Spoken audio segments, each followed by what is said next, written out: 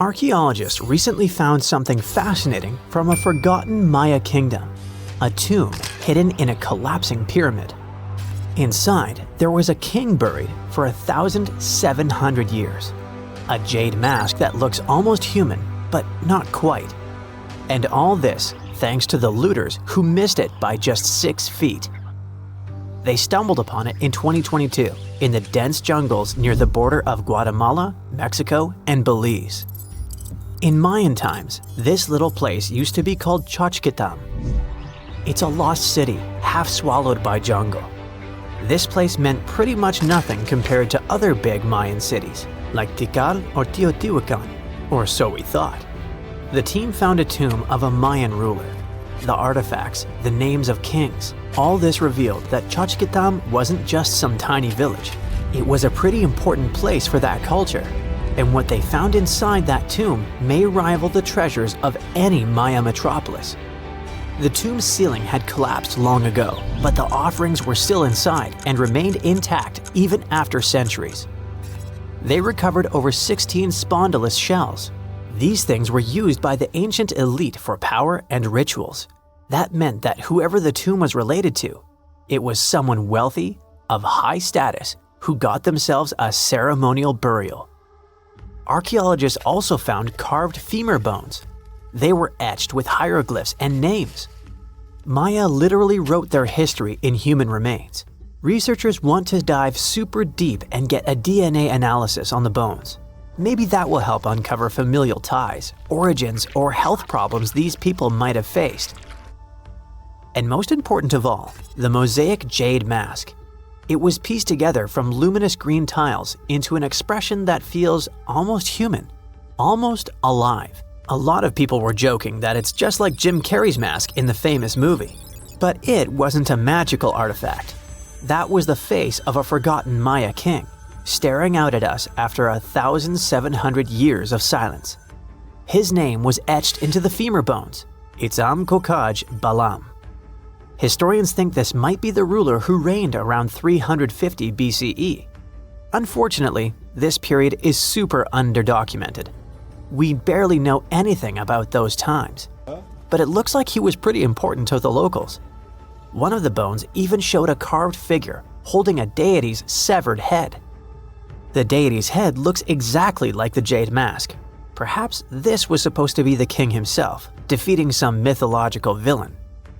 Other inscriptions mention the king's father and grandfather. That links Chochkitam to the mighty Maya capitals we mentioned, Tikal and Teotihuacan. Tikal was once the beating heart of the Maya world. It was a fascinating megapolis.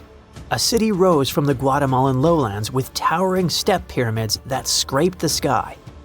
That place was home to tens of thousands of people. It was also a hub of art, astronomy, and culture. The rulers were worshipped almost as living deities. Their deeds were carved into stelae that still stand amid the howler monkeys. Teotihuacan was located even further north. Now that was a mystery of another kind. It wasn't really Mayan, but rather Central Mexican. But still, that was a true metropolis, one of the largest cities in the world during its time. It was most famous for its Avenue of the Dead and colossal structures like the Pyramid of the Sun. It was a rich cultural center that had a worldwide influence. For centuries, both Tikal and Teotihuacan seemed to have completely different cultures. Tikal was a flourishing city-state where people loved reading, astronomy, and beautiful architecture. Teotihuacan was a titanic militaristic superpower. Two big centers of Mexico, separated by 600 miles of jungle and mountains. Compared to these imperial capitals, Chochkitam was a whisper. But it looked like this Itzam guy from the tomb wasn't just a ruler of a random village. He seemed to have political ties in ancient Mesoamerica. The craziest part is that we almost lost this piece of history, all because of the looters. At some point in the past, grave robbers had tunneled dangerously close. They stopped digging just 6.5 feet away from the tomb. That's just like in that meme with the diamonds. Sometimes you stop digging right before you hit it big. But in our case, thank heavens they didn't get there first. That's how close we came to losing a piece of history. In an almost poetic irony, it was the looters' tunnels themselves that led Estrada Belize's team to the site. Archaeologists have been looking around and using the so-called LiDAR technology. That's basically laser beams shot from high above, which help them map the spot. It's like taking X-rays of the jungle floor. And that's when they found the little signs of intrusion. They quickly realized that if someone was digging here, they were probably looking for something important. Without the failing looters, they might have walked past a discovery. In any case, archaeologists want to keep searching. They might even find more chambers buried inside the abandoned pyramid. We just keep finding mysterious things related to the Maya. Recently, buried deep within the ruins of Tikal, archaeologists found a house. And in that house, a limestone altar. It was covered in vibrant murals of red, yellow, and black. What's weird is that this build wasn't made by Maya. It was unmistakably Teotihuacan in style. And just like the tomb from before, it was made about 1,700 years ago. The altar was discovered inside a Maya-era residence known as Group 6DX7. It stood 3.5 by 6 feet right in the center of the home. That was very typical for Teotihuacan traditions. It bore a mural of the storm god. That was also a central deity in the Teotihuacan pantheon. But this altar depicted no kings and no rulers. That's very weird. As we said, Maya worshipped and honored their dynasties and political power, putting them pretty much everywhere, like some merch. But instead, this altar worshipped the deities alone, and it did so in the heart of Maya's main capital, Tikal. When archaeologists dived deeper, they saw it as unmistakable proof that Teotihuacanos not only came to Tikal, they thrived there. This house wasn't some trade outpost. People actually lived in it. Teotihuacanos built homes, practiced their rituals, and left their deities behind in this city. And Maya seemed to be chill about that. Researchers think this was a home for some elite people from Teotihuacan, or maybe it belonged to Mayans who practiced Teotihuacano culture and deeply respected it. But it might be something darker than a simple, friendly multiculturalism. The two cities weren't in the best relationship. There was some tension, maybe even surveillance. The house and the altar were probably built around 300 to 400 BCE. That was a period when Tikal was rising in power. This might have caught the attention of the mighty empire to the north. It's almost as if Mayans poked the beast. By 400 to 450 BCE, that attention may have become something sinister. The altar could have actually been the symbol of domination. Had the Maya of Tikal truly welcomed their guests, or did they come here and bluntly started building foreign altars in sacred spaces? Did Teotihuacan use this as some kind of soft invasion?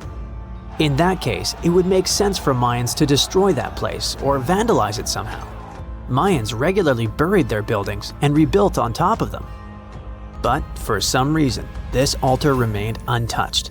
Mayans found it and buried it with the surrounding buildings as they were. No vandalism, no destruction, no rebuilding even. Looks like they had some complicated feelings about Teotihuacans. It was a time when cultures clashed, fused, overlapped, and possibly spied on each other. Perhaps one day we'll learn more about what really happened among these ancient civilizations. Researchers have found almost 1,000 previously hidden Maya settlements in the tropical lowlands of what is now northern Guatemala. They did it with LiDAR, light detection and ranging lasers, which they used to scan areas from the air. The region we're talking about is pretty vast. All those structures and buildings they saw over there stretch across about 650 square miles. And these spots were supposedly occupied thousands of years ago. It seems all these structures were pretty densely packed, so people lived close to each other. They had at least 417 ancient villages, towns, and cities where they could identify boundaries. These structures and buildings were actually a part of a state that looked like a kingdom. Some of these settlements were built as sports courts, civic, ceremonial, and religious centers, and residential homes. There were also massive palaces, platforms, dams, pyramids, and causeways across that area. people who lived there also had reservoirs where they collected water. So, they needed the power to organize thousands of specialists and workers. And they also needed many skilled people to build such structures without the technologies we have today. They needed lime producers, architects, mortar and quarry specialists, lithic technicians, those who took care of legal enforcement, and other important roles to establish the true community. This cool laser scanning system researchers used while exploring this area can even penetrate very dense ecosystems and vegetation. The light bounces off different surfaces and then creates a digitally reconstructed map. This map is based on how much time it takes for the pulses to get back to a receiver. So, with this laser system, they discovered there were also lowlands for agriculture. So why exactly did the Maya settle in this region? It was a specific area. Plus, it was hard to build such an amazing kingdom in a tropical rainforest climate. Back in the old times, ancient peoples had mostly inhabited areas in drier climates. Over there, they would build water resources, which were some sort of the basis of society and a source of life. An example of this is Teotihuacan of highland Mexico, although they did have a couple of navigable rivers they could use for transport and trade. But these rainforest areas had their advantages too. The Maya used natural resources like limestone, which was their primary building material, salt, and the volcanic rock obsidian, which they used for different tools. Also, they managed to find enough dry land to live and build homes there. The lowlands were seasonal swamps called bajos, and they were perfect for agriculture because of the fertile soil. Generally, the Maya built settlements that could endure rainy periods too. They were ready for different circumstances, including flood and drought, which is something you could see in how they built houses. Their architecture was also one piece of evidence that showed their community was like a centralized kingdom-like state, which shows they stuck together through tough times. The Mayan Empire was very powerful, and it reached its peak about the 6th century CE. They were excellent at pottery, agriculture, writing, mathematics, and calendars. They were the ones who created complex calendar systems, such as the calendar round, which is based on 365 days. Although some believed the Mayan calendar predicted December 21st, 2012 would be the end of the world, it was just a coincidence with the end of a certain full cycle. They would call it the long count calendar, and it lasts 5,125 years. The Mayan people left behind an impressive amount of astonishing architecture and symbolic artwork. Most of their stone cities ended up abandoned by 900 CE. No one still knows why the Mayan civilization in that area collapsed, although there are some theories. Some think that by the 9th century, these people had exhausted the resources around them to the point that they could no longer feed and sustain such a big population. Others believe some city-states didn't get along that well, so they broke down the traditional system of power they used to have. Some say it was all because of a very long period of drought. It could be a combination of all these factors, though. But one Mayan city, located on an island, even survived until the 17th century. It was long after the rest of the Mayan civilizations had been destroyed or abandoned. If you're a traveler, you might know the town by its modern name, Flores. Scientists believe about 2,000 people lived there. The earliest Maya people were farmers. They cultivated crops like beans, squash, corn, and cassava. As they had many interesting ingredients, they created hundreds of cool recipes. Many of those are still present even today. For example, in modern Mexican cooking. And especially popular are papayas, cacao, avocados, squash, pineapples, chili peppers, beans, and so on. Even though the Maya mostly practiced a kind of primitive type of slash-and-burn agriculture, there is also evidence of them using some more advanced farming methods, like terracing and irrigation. And they were big chocolate lovers. More than 3,500 years ago, the Olmecs of Mesoamerica probably turned out to be the first to realize that it takes some work for us to get such a cool thing as chocolate. But the Maya were the ones who turned it into a true form of art. Scientists found out about it when they found cacao in Mayan pottery. Their chocolate would be mixed with honey, water, cornmeal, and chili peppers. That's how you get a spicy, savory hot chocolate beverage you can try even today in Mexico and Central America. Also, they used written language in their books. Their paper was made from fig tree bark, and using strips of that paper, they created a large library of books. Books made of this material are called codices, and 4 of these can still be found today. Sadly, many books were lost over time because of the humid climate or some human factors. The classic Maya built a bunch of palaces and temples that had a stepped pyramid shape. They decorated them with inscriptions and reliefs, which have earned them the reputation of being incredible artists of Mesoamerica. For the Mayans, flat foreheads were the most desirable thing on someone's face. They were generally really into aesthetics, and having a flat forehead was one of the main things where you could meet their highest aesthetic standard. They also liked to glam up their looks with makeup and clothing. Also, the Mayans were master tattoo artists. Actually, they were one of the first civilizations that started doing such forms of body art. They had a rich culture and believed in many things, such as fairies. Many civilizations across the globe believed in these mythical creatures, which had different names everywhere. The Mayans called those creatures aluxes. They would make sculptures of aluxes from wood or clay, take them to the forest, and hide in some secret spots. The Maya believed these sculptures would come to life during the night and take the role of guardians of their land, animals, and crops. The Maya believed caves were entrances that led to the underworld. You can even visit some of these caves if you like.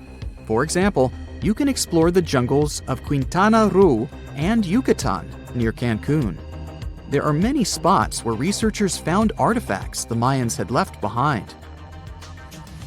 They were one of the first cultures that learned how to use rubber latex and make, for example, rubber balls for the many interesting games they had.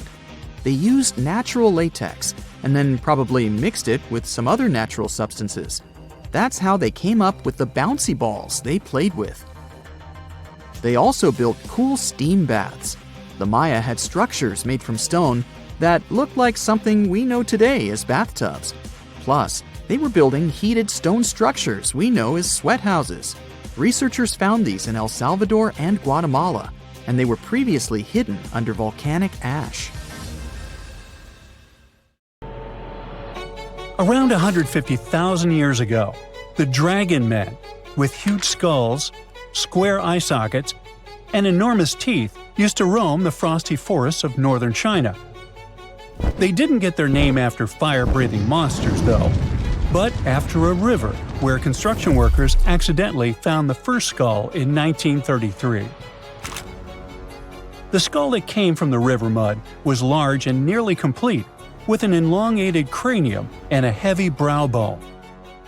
It must have looked so crazy that the worker who found it decided to hide it for years in an abandoned well.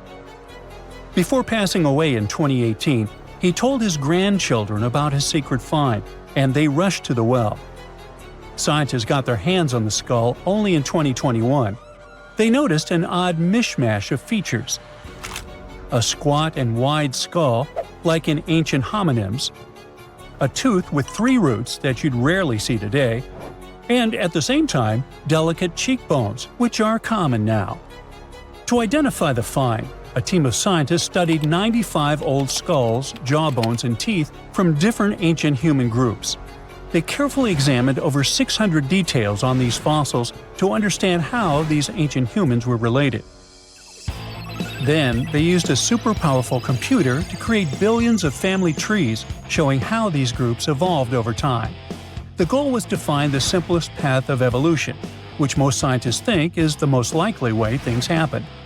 After all the calculations, the tree showed that the dragon man's skull belonged to a new branch of ancient humans, and it turned out to be very closely related to modern human mammals. Researchers found out that the skull belonged to a man who lived at least 146,000 years ago in East Asia. Back then, modern humans or Homo sapiens lived alongside other human-like relatives like the Neanderthals and Denisovans. The discovery of the Dragon Man, or Homo longi, as they also call him, could rewrite the story of human evolution. It might be closer to modern humans than even the Neanderthals. We just had no idea what his face looked like until now. A scientist from Brazil created a 3D digital model of Dragon Man's face based on his skull. Since some parts of the skull were missing, he used a complete skull from another ancient human, Homo erectus, to fill in the gaps. He then used special scans from modern humans and chimpanzees to figure out how the skin and muscles would fit on the skull. To make the model look more realistic and lifelike, the scientist also added hair and colors to bring Dragon Man to life. The final model showed that Dragon Man had the biggest head of any ancient human ever found, nearly 26 inches around. That means his skull was as big as a gorilla's, or even a lion's.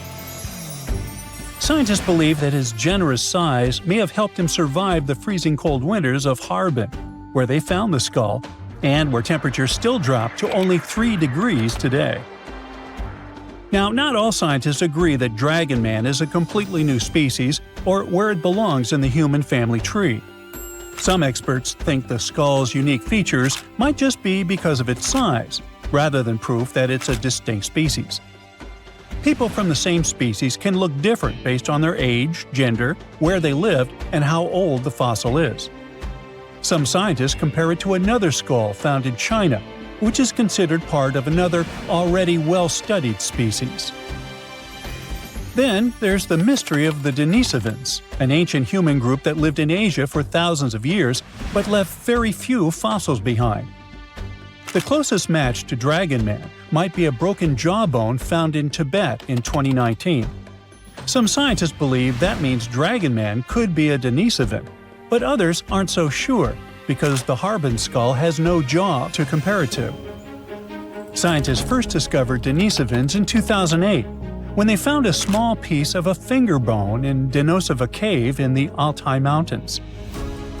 They learned that the bone had belonged to a little girl who was between 5 and 7 years old when she passed away around 40,000 years ago. The freezing weather in the cave had kept the bone in excellent condition. A couple of years later, another team of scientists managed to extract DNA from the find. They compared it to the DNA of modern humans and another ancient human species, Neanderthals. Her DNA was similar to both, but it was also different enough to show that she was part of an entirely new species of humans. No one had known about this group before. The scientists decided to name it Denisovans, after the cave where they found her tiny finger bone. Later, they discovered 3 more Denisovan fossils, including some teeth also inside the same cave. Researchers still aren't sure where the Denisovans came from, but one idea is that they were related to Homo erectus. These were the earliest humans who looked a lot like us, with long legs and shorter arms, making them great walkers. About 700,000 years ago, some of them left Africa and traveled all the way to Eurasia. They became the great-great-great-grandparents of both Denisovans and Neanderthals. Around 370,000 years ago, these two groups split up. Neanderthals went west to Europe and Western Asia, while Denisovans went east to East Asia and Southeast Asia. Some Denisovans even made it to the Philippines, Papua New Guinea, and beyond, crossing the Wallace Line, which separates Asia from Australia. More recently, scientists studied the DNA of many people from Southeast Asia and found that Denisovans might not have been just one group of ancient humans, but 3 distinct kinds. One of these groups was as different from other Denisovans as Neanderthals were. Some Denisovans may have lived longer than the Neanderthals, who disappeared around 40,000 years ago. A study suggests that one group of Denisovans lived alongside modern humans in New Guinea until at least 30,000 years ago, and maybe even as recently as 15,000 years ago. If that's true, they were the last humans on Earth besides us. This surprising discovery is part of a growing number of finds showing that ancient Asia was full of various versions of humans, including the newly discovered kind in the Philippines. Scientists now realize that the islands of Southeast Asia were a hotspot for early humans. They believe learning more about early humans could help them better understand the genetic properties of people in Indonesia and neighboring regions, and even improve healthcare in the region. Researchers found special clues in their DNA that show ancient human groups split apart an exceptionally long time ago. When Homo sapiens traveled from Africa, they formed families with other early humans and passed small pieces of those ancient relatives' DNA down through the generations. Scientists still don't know for sure why Denisovans and Neanderthals disappeared while Homo sapiens survived. One plausible reason is that Neanderthals and Denisovans lived in small, close-knit groups, which may have caused health problems over time. Our ancient ancestors lived in big groups with more genetic variety, which helped them stay healthier and adapt to changes. Another big advantage was that Homo sapiens had strong social networks. They shared innovative ideas, tools, and survival skills. In the end, Denisovans couldn't handle the tremendous changes happening on Earth and slowly disappeared. You know, a lot happened in the first millennium CE. Sure, we're talking about 1,000 years worth of human history. If you'll remember from school, you'll know it was the time of the rise and fall of the Roman Empire. It was when humans saw the transition to the intense times of the Middle Ages. And some say it was the apex period of the Mayan civilization, all the way in Mesoamerica. But thanks to top-notch technological advancements, we can look at history a lot differently today. You see, archaeologists have found actual proof that the Mayan civilization may have started way before we think it did, and that since the beginning, their civilization was far from simple. To find out more about this, you'll have to tread deep into the Guatemalan rainforests. Are you down for the ride? Rainforests are dense and difficult to access. If you were an archaeologist, I'm betting you'd find them quite threatening as well. That's actually one of the reasons why we've been kept in the dark for so long when it comes to the truth about the Mayans. But take a look at this. You'd expect to see ruins like this in places like Portugal, England, or the United States. I'm talking about 130-foot wide roads, painted white to help travelers journey through the nighttime. For scale, these roads were about half the size of an American football field. Huge, huh? Scientists recently unearthed a 110-mile network of roads such as these, and they think this dates back to before the first registered Mayan ruins we've known so far. These roadways, which sometimes ran over swampy ground and were even elevated at times, are being called the world's first superhighways. Even if there is no registry of animal-powered vehicles, it's believed that the Maya used them to travel around a network of possibly 964 settlements. They were built like a huge spider web, and from what archaeologists have gathered, they worked as an implied system of economic and social interactions. This completely debunks the traditional idea that the Mayan pre-classic period, which dates back to 1000 to 350 BCE, was made of small tribal settlements. Imagine the manpower and engineering ability you need to muster to build something close to these white highways. Scientists believe that these causeways were built pretty much the same way as the Mayans built their pyramids. Oh, and if you're wondering about these gigantic pieces of architecture, don't worry, we'll talk about them in a bit. Now, so far, scientists believe that the roads were built with a mixture of mud and quarry stone. Oh, and using several layers of limestone, of course. Researchers were only able to find all of this out because of a new technology called LiDAR imaging. Do you know how we've used sonar technology to map out the ocean bed? Well, this is very similar to that. But instead of using sounds, we use laser systems. This mapping system allows researchers to see through and beyond the thick canopies of forests. It's like we have X-ray vision. This is definitely a game changer. But lost Mayan cities began to be unearthed in the mid-20th century, and since then, ruins from cities such as Tikal, Palenque, and Uxmal have been rediscovered. But let's take a few steps back for a moment to get some context. The Mayans were one of the biggest pre-Columbian civilizations living in the Americas. Until now, experts believe that, at its apex, the Mayan civilization consisted of over 40 cities with a population of millions of people. That's a lot of folks. Their civilization spanned Mexico's Yucatan Peninsula, Guatemala, and Belize, and they survived mainly on agriculture. The thing is, the Yucatan Peninsula was an extremely difficult place to grow crops. So the Maya had to develop a complex irrigation system in most of their cities. They built a series of ceremonial buildings, pyramids, plazas, and even courts for playing ball. The Mayans might have been keen pyramid builders, but they also developed an advanced astronomical system. With whatever ancient technology they had, they were able to predict the exact location of planets, such as Venus and Mars, as well as the exact dates of eclipses. Now, let's take a look at some of their sites. This is Tikal. Located at the heart of the Guatemalan jungle, Tikal is believed to have been the capital of the ancient Mayan Empire. At its height, it was comparable in importance to such cities as London or New York in today's world. It is composed of a series of complex monuments. In total, the site has 12,000 buildings. The North Acropolis is Tikal's most ancient complex of monuments. Built solely by human hands around 350 BCE, it served as the resting place of kings and chiefs. Its monuments are up to 200 feet high. Back in the day, the step pyramid temples were painted a beautiful red. Mayans loved that color. Today, of course, you'll only see the limestone. We've said that the Mayans spread out through different countries, so it shouldn't come as a surprise that Chichen Itza is a 10-hour drive from Tikal today. There's no feud between the two, they were just different city centers, like New York and LA. It's got one of the best preserved pyramids on Earth to date. Located in Mexico's Yucatan state, this Mayan city is well over 1,500 years old.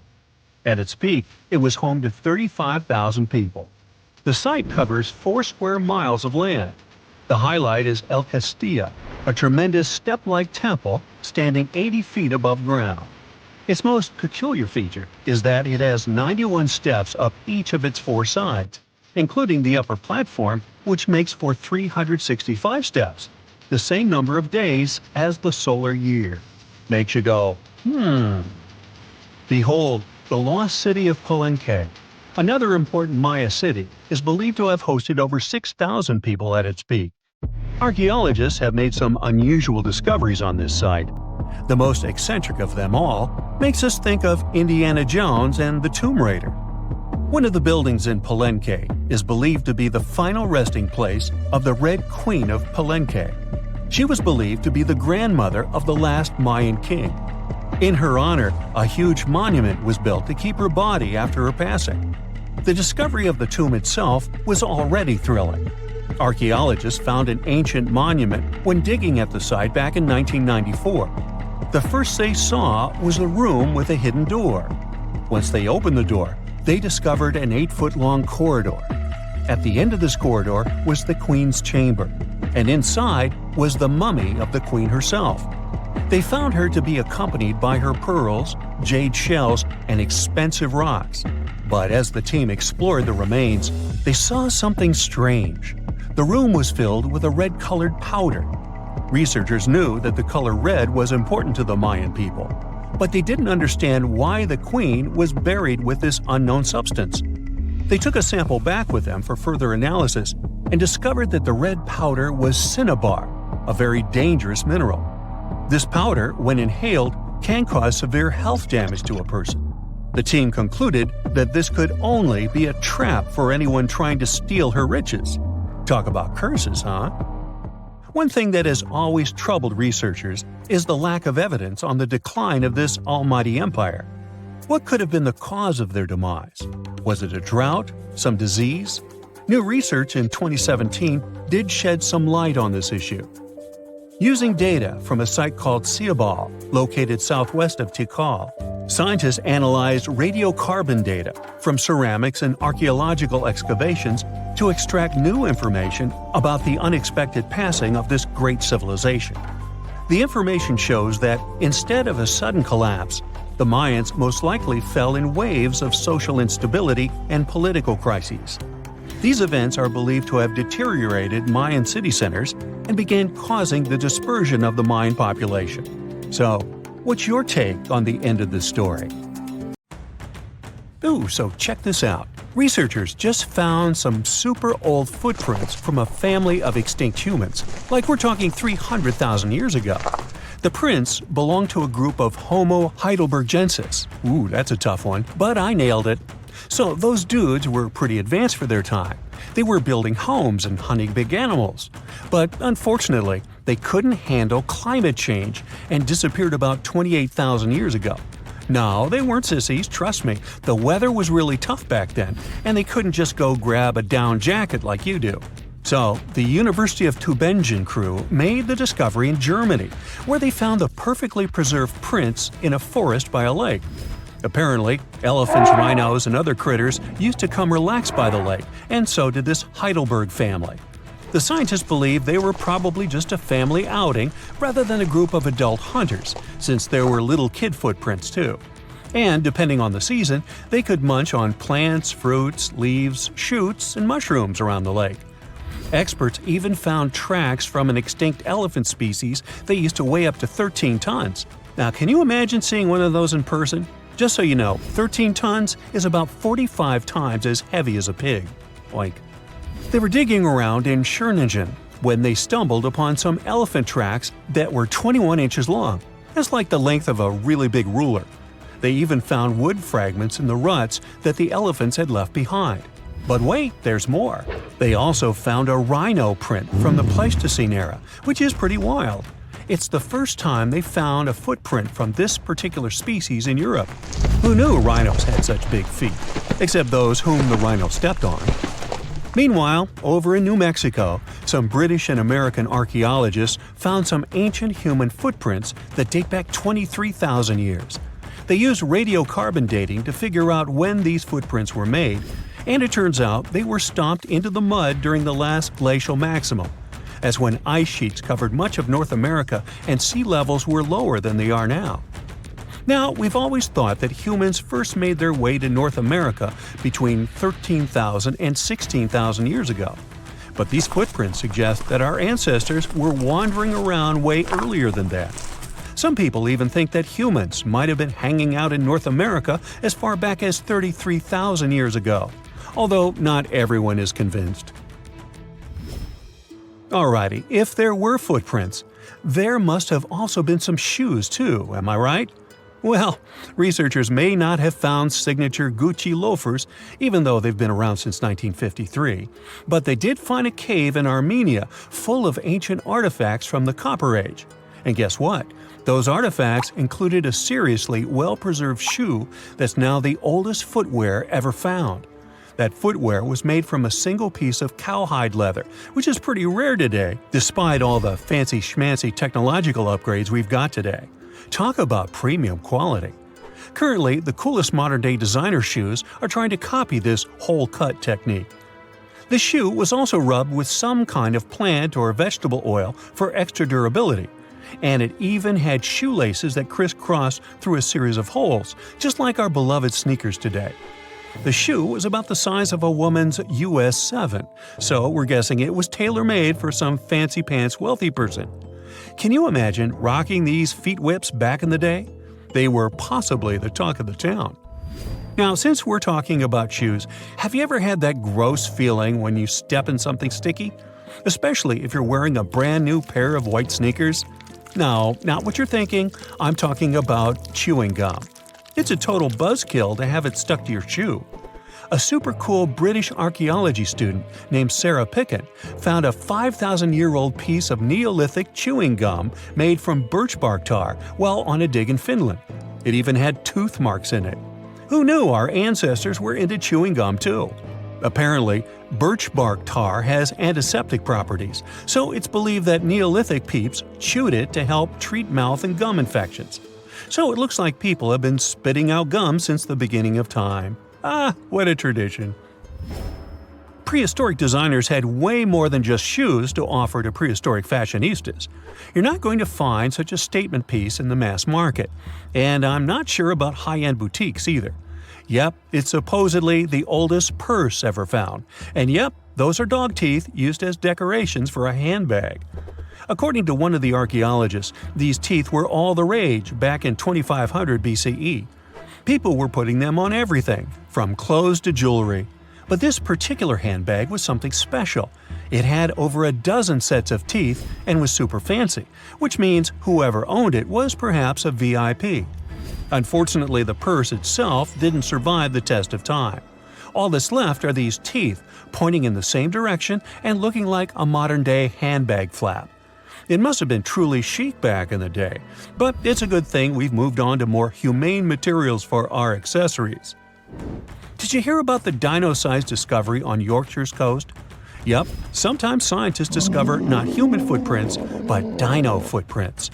This time, they found a record-breaking dinosaur print that could have been left by a predator taking a break 166 million years ago. Can you imagine a T-Rex lounging on the beach with a smoothie in hand? This 3-foot-long fossil, spotted in Burniston Bay near Scarborough, is the largest ever discovered in the region.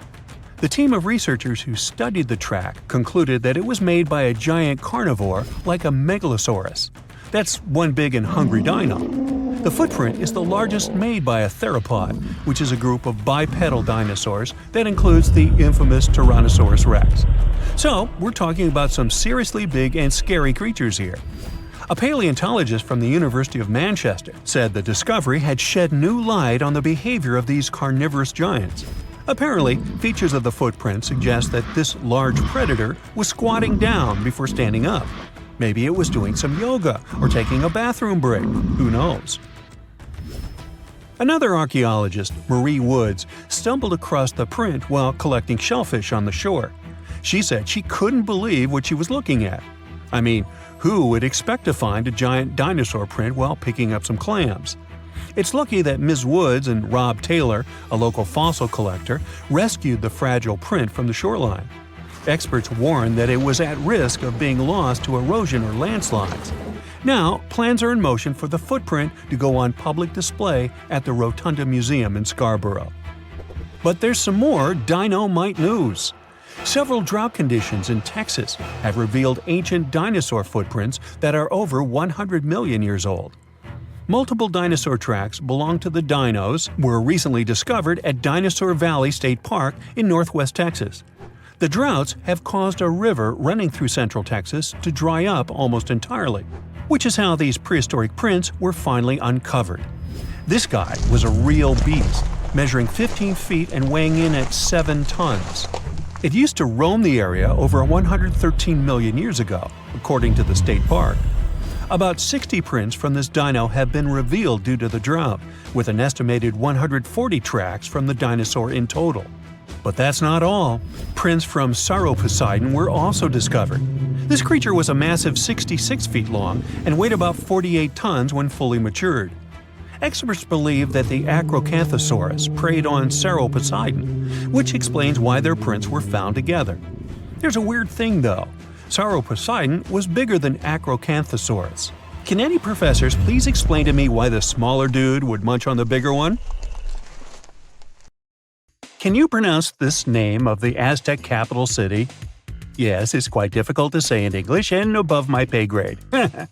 Okay. It's Tenochtitlan. And Mayan cities are hard to pronounce too. Consider Chochkitam. They must be part of the same language, right? Well, not really. The Aztecs and the Mayas were among the most famous Mesoamerican peoples. That's present-day Central America. But they didn't speak the same language, and they weren't even the same civilization. The two nations lived in different eras. The Aztecs dominated the region from the 14th to the 16th century. Back in Europe, this was near the end of the Middle Ages. The Mayas came before the Aztecs. Historians believe they started building city-states in the 3rd century. Their peak lasted until the 10th century. Now, this doesn't mean that the Mayas and the Aztecs didn't have contact with each other. But at the time this happened, the Mayas were on a decline, so the Aztecs traded more with their descendants than with real Mayan people.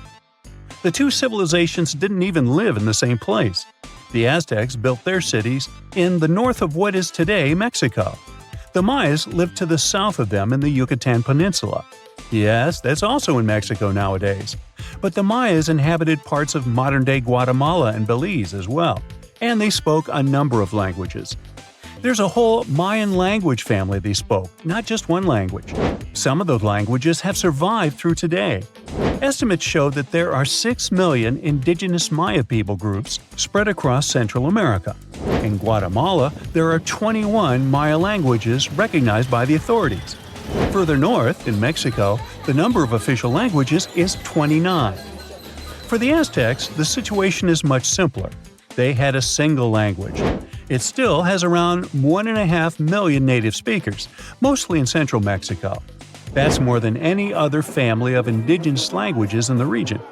But is there a chance a speaker of Aztec languages can understand a speaker of the Maya language?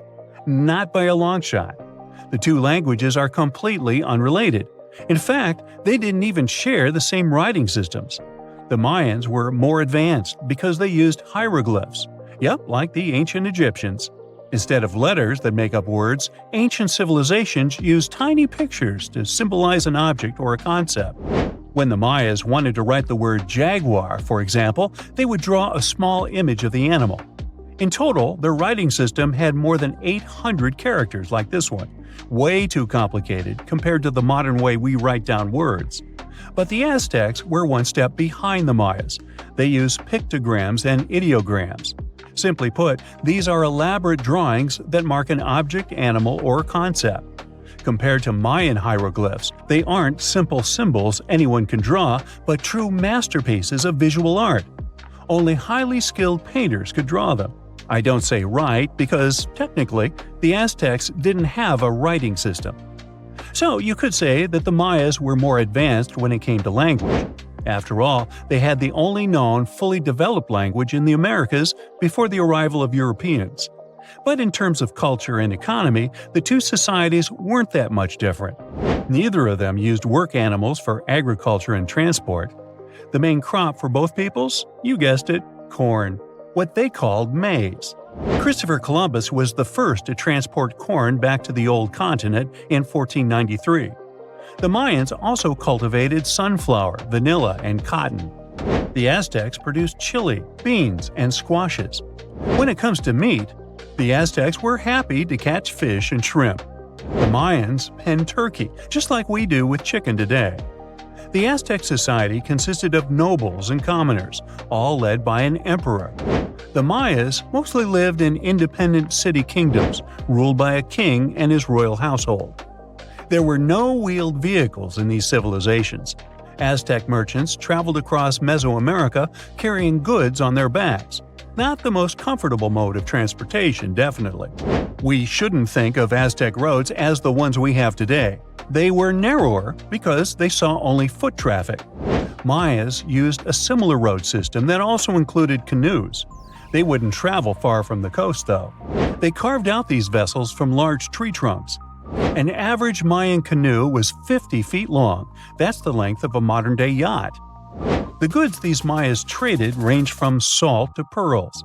They considered meat a luxury good, together with gold, copper, and turquoise. And can you guess the currency of Mayan merchants? Let me give you a hint. It wasn't metal and paper like it is today, but cocoa beans. They had a fixed market price, which made them the ideal payment option.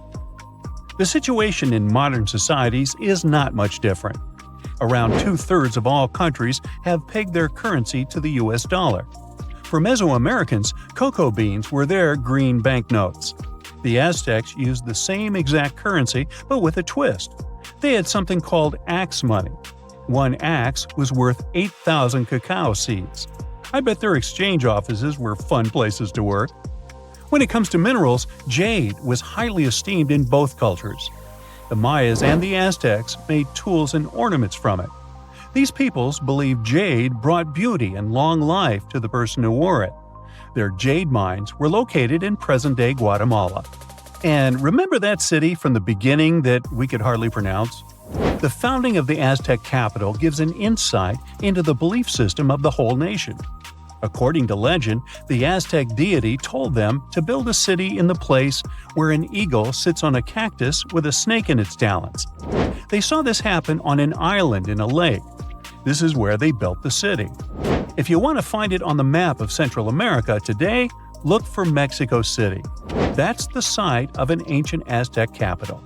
It even got its name from the ancient nation, because Mexica was an alternate name for the Aztecs. They constructed the city on small artificial islands. It was slightly bigger than the surface area of London Heathrow Airport. The Mayas didn't have a capital city as we know it today. Their civilization spanned across 40 cities. These settlements had a population of 5 to 50,000 inhabitants. Today, these sites could be classified in terms of size as small American towns. But the total number of Mayan cities is not final. Archaeologists keep discovering new ones deep in the jungle of the Yucatan Peninsula. Quite recently, researchers unearthed a new site in the southeast of Mexico. They found a number of stone columns and named the city after the Mayan word for it. Back in the day, the city was part of the central Maya lowlands. Today, this region is covered with thick jungle. The Maya abandoned their settlements in this area around the 8th and the 9th century. Historians still cannot agree on why this happened. Some claim overpopulation was the main issue. Others argue the trade routes collapsed, so Mayan cities couldn't flourish anymore. Whatever the case, northern Mayan cities lived on. The descendants of these peoples were there when the Europeans stumbled upon them several centuries later. The Aztecs were also present in today's Mexico at this time, but contact with a foreign culture didn't bring them much good. There was an outbreak of smallpox that sealed the Aztecs' fate. This doesn't mean that this American nation left the world stage forever, though. Every time we say words like avocado, chili, guacamole, chocolate, and coyote, we're actually reviving the Aztec language. These words are present in pretty much every language on the planet. Mayan words also entered modern English. Linguists argue that the word shark actually comes from a Mayan language. This is the word these ancient Mesoamerican people used for fish. Both ancient civilizations left behind pyramids, and they look very similar in style. The only hint that can help you differentiate between them is that there are way more Mayan ruins that still exist today. Finally, regarding maize, or corn as we call it, there's a story among the Maya descendants that their process of harvesting corn back then was called amazing. Get it? Maize? Corn? Okay, I made that up. You're not surprised, are you? Hey there, curious history buffs! Have you heard the legend of the ancient race of giants of Nevada? Yes, I'm talking about actual giants that allegedly lived thousands of years ago. Now I know what you're thinking. Giants, really? Well, archaeological finds add fuel to this debate too. And here's where it gets interesting. Lovelock Cave was indeed used as a burial site, and some of the remains found there are much larger than average human bones. The cave is by the Humboldt Sink in western Nevada. It was once part of an enormous lake, which eventually dried up, leaving a number of smaller ones, including the Humboldt Sink. The cave became the home of the Site-Ka tribe. According to the legend, these red-haired giants were so big that they had to be buried in the cave itself.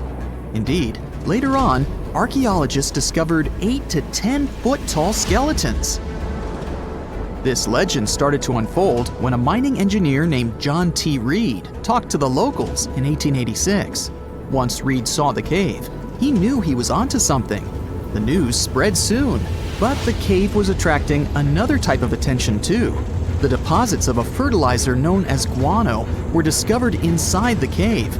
So a mining company began excavating the precious resource in 1911 and soon shipped more than 250 tons of the fertilizer to San Francisco.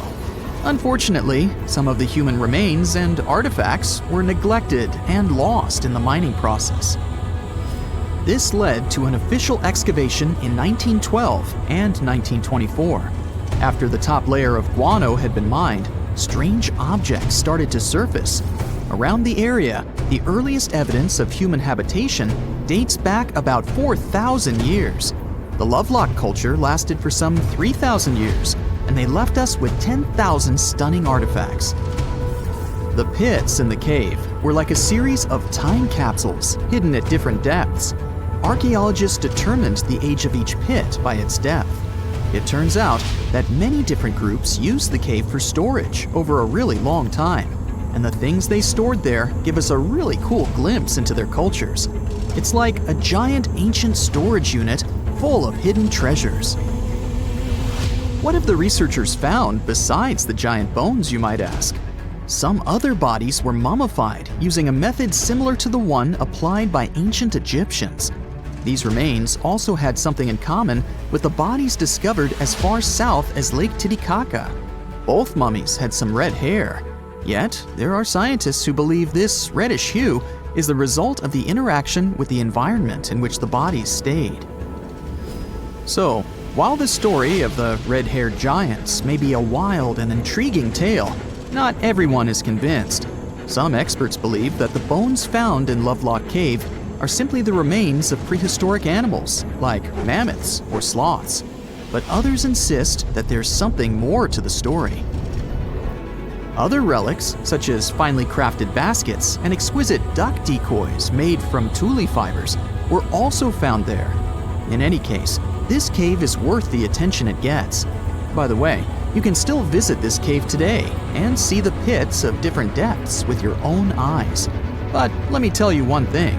It's in a hot, dry, and isolated place. Archaeologists have made another discovery that seems to be straight out of a legend.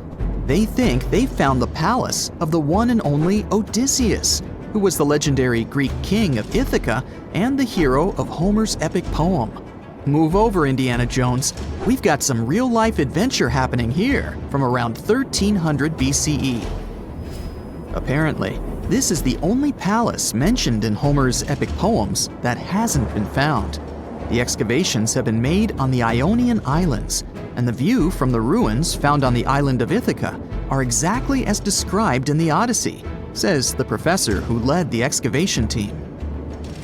Known to the ancient Romans as Ulysses, the Greek hero took 10 years to return home to Ithaca after the fall of Troy. For many years, Homer's other epic, called the Iliad, which tells the story of the protracted siege of Troy by the Greeks, was regarded as a myth too. But then, in the 1870s, Troy was rediscovered in modern-day Turkey's Çanakkale city. So, if they found Troy, who's to say they couldn't find Odysseus' home? The researchers were following Homer's words as a roadmap. The excavation site has a building complex with 2 levels. It has important finds, such as storerooms and workshops, a complicated drainage system, and fragments of pottery. It also has a well from the 8th century BCE, which is around the time when Odysseus is believed to have been the king. Yet, not everyone is convinced that the team has actually discovered the home of Odysseus. A British researcher named Robert Biddlestone insists that Homer's description of ancient Ithaca isn't very similar to the island that now has its name, and that Odysseus' kingdom was actually on the Isle of Cephalonia. However, Italian archaeologist Adriano La Regina might have a more realistic approach to this debate. He says that whether this find has a connection to Ulysses or not, what's more important is the discovery of this royal palace. Once upon a time, in a land far away, the Klamath Indians spread a legend about the creation of Crater Lake. Okay, maybe this land is not that far away, and it still exists. You can find it in south central Oregon, in the western United States. Anyway, the legend has it that this lake was formed in a vicious battle between 2 volcanoes, Mount Mazama and Mount Shasta. Then the spirits of Earth and the Sky, which are Lao, who ruled the below world, and Skell, the chief of the above world, joined the fight. It turned into a geological drama. During the battle, darkness veiled the land. The fight was over when Mount Mazama collapsed and sent Lao back into the underworld. Then the rain filled the pit and created a lake in the place where the mountain had once stood. Flash forward to our time. Scientists have discovered that Mount Mazama did erupt 7,700 years ago. Artifacts found in the area prove that the legend indeed contains some details about the explosion. The tale says that red-hot rocks were flying through the sky. This happened during the volcanic eruption that caused the mountain to collapse. This created the volcanic caldera, which later on got filled with water. What makes this legend came true story unusual is how long it has existed. According to researchers, these types of verbal stories lose their credibility within 600 to 700 years. That's why the legend about the creation of Crater Lake is so unique. So many generations, for hundreds of years, have been accurately passing down the information. This volcanic crater lake is now in a national park. It's famous for its deep blue color. The water in it is extremely clear. If you visit it today, the water you'll see won't be the same as for someone who will visit the place 250 years later. Because there are no rivers flowing into or out of the lake, the existing water evaporates and the lake gets filled again by rain and snowfall. Basically, every 250 years, the water is replaced. Plus, this lake is almost 2,000 feet deep, which makes it the deepest lake in the United States. Swimming is okay in the lake, but there's only one legal and safe trail to get to the shore. There are other activities, such as fishing and boat tours. Shared human experiences, such as birth, marriage, and aging, may explain why certain tales are shared globally. Similar struggles and obstacles faced by humans around the world generate similar themes in traditional stories about love, parenting, and mortality. So, do you have legends or tales you've heard of from your grandparents? Who knows? Maybe your ancestors too witnessed a cool historical event. The story goes that two Mayan twin boys loved to play ball. Sure, they were really good at it, but they also made a lot of noise when playing. The lords of the underworld soon became bothered by the sound and summoned the two boys to the underworld, a place the Mayans called Xibalba. As soon as the boys reached their gloomy destination, the lords of the underworld began putting them through a series of tests.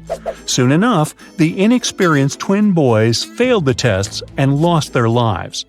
But this was not in vain. This sad event resulted in the appearance of a beautiful fruit tree. Soon enough, a young woman saw a beautiful fruit on this tree and reached up to pick it. Legend has it that soon after that, she gave birth to another set of twin boys named Hunahpu and Xibalba. Just like their ancestors, these twins were great ball players, but they were equally as loud, and the lords of the underworld became annoyed again. They decided to ask this pair of twins to come to play a game in the underworld, hoping to get rid of them too. When the twins arrived, the lords sent them through a number of frightening places.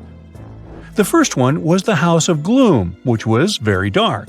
They then passed through the House of Knives, where they had to avoid getting injured. The twins then built a fire in the House of Cold, so that they didn't freeze, and ran through the House of Jaguars, where they tricked the animals into not eating them.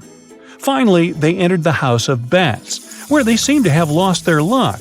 One of the bats managed to run off with Hunahpu's head. The lords then challenged the twins to play ball with them, but the boys were clearly at a disadvantage. Xibalba placed a turtle on Hunahpu's shoulders to make up for his lost head, and they began playing. As the lords became distracted by an animal near the court, Xibalba stole his brother's head and placed it back in its place. Much to the annoyance of the lords, the twins were now able to tie the game. Hunahpu and Xibalba continued to perform a series of tricks for the lords of the underworld. One of them involved Xibalba injuring Hunahpu and then bringing him back to life.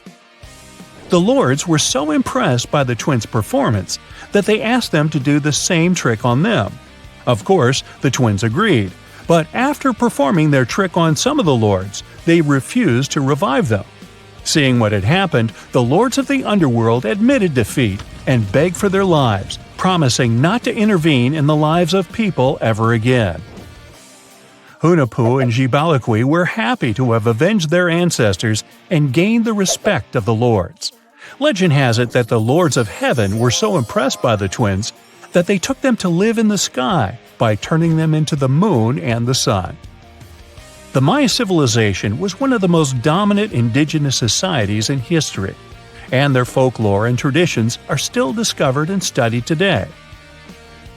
They used to live in a territory called Mesoamerica, It was made up of modern-day Mexico and parts of Central America like Guatemala, Belize, Honduras, Yucatan Peninsula, and El Salvador.